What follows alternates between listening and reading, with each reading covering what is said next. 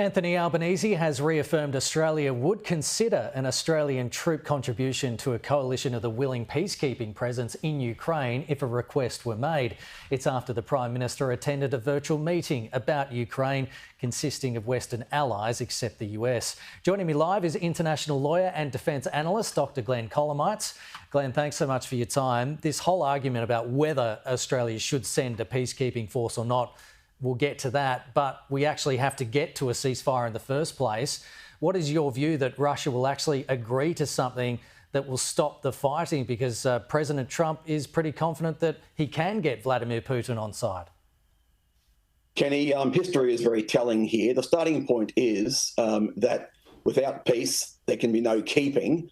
And Putin, unless Putin addresses, or unless his root causes of the conflict are addressed, that's that NATO expansion, which they won't be, then any peacekeeping force on the ground will very quickly evolve into a kinetic conflict. So the prospects of a lasting peace are very minimal, and the prospects of a legitimate ceasefire are very minimal right now.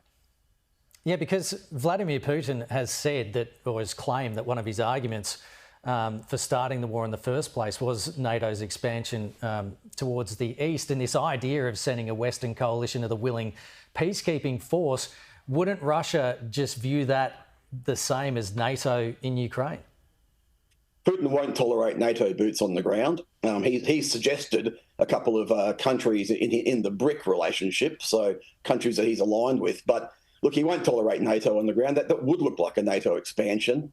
And you're quite right. It's a NATO expansion which goes to the heart of Putin's root causes behind this conflict. So, look, he won't tolerate that. And quite frankly, there's very little leverage over him to force him to tolerate that. What's your view on Australia possibly sending troops if we do end up getting to that point? But like I say, there will be no peace to keep. So the Prime Minister needs to be fully prepared to have Australian troops involved in kinetic warfare very quickly, because NATO won't accede to Putin's demands regarding pushing NATO infrastructure back to the 1997 lines, so quite a way back into Western Europe. Albanese has to be prepared for ground combat if we're going to commit so-called peacekeeping forces. Yeah, so Australian troops, I guess, would they even be allowed to fire back at Russian troops if they were fired upon? And if that happens, well, then what? If they're fired upon, absolutely. But I suspect the rules of engagement would change very quickly. If we were to go in under peacekeeping rules of engagement, they would, as I say, they would change overnight, because the first engagement with Russian forces would show that Australian forces need to be able to defend themselves, and that goes without saying. So look, I don't think Australia is ready or is prepared to be able to have boots on the ground in Ukraine against this Russian aggressor. Right now, Russian forces are massing on the Russian border alongside the Sumy Oblast, the Sumy region.